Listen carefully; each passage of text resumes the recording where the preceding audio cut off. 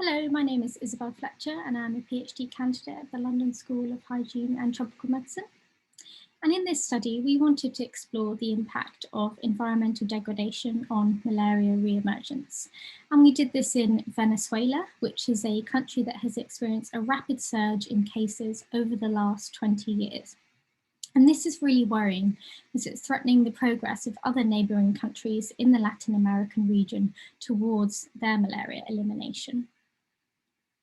And so we combined multiple sources of Earth observations, which included climate data, land use data, and data on mining activity in a Bayesian spatiotemporal modelling framework that allowed us to account for unobserved factors such as bednet usage. And we focused on a malaria hotspot in the south of the country, which is called Bolivar State, which is shown on the map here. And it's hypothesized that the increase in cases is due to unregulated gold mining activity that creates more suitable habitat for mosquito vectors, such as Anopheles darlingi, and it's this that we think is sustaining malaria transmission. So we modelled malaria incidence in this region, and looking at the environmental drivers, we found that increased malaria was associated with mining activity, reduced rainfall, and El Nino conditions, which bring warm and dry climate to the region. And we also found that deforestation was associated with increased Plasmodium vivax malaria. In this study, we also wanted to provide evidence that mining activity is really important for driving patterns of malaria incidence.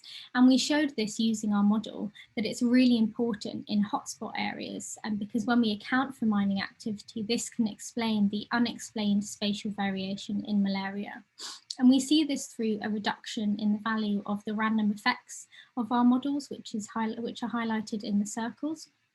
And in these hotspot areas, we found that mining could explain up to 84% of unexplained malaria variation. Finally, we also wanted to explore how land use may modulate the effect of climate on malaria transmission, because the interacting effects of climate and land use change are often not considered together.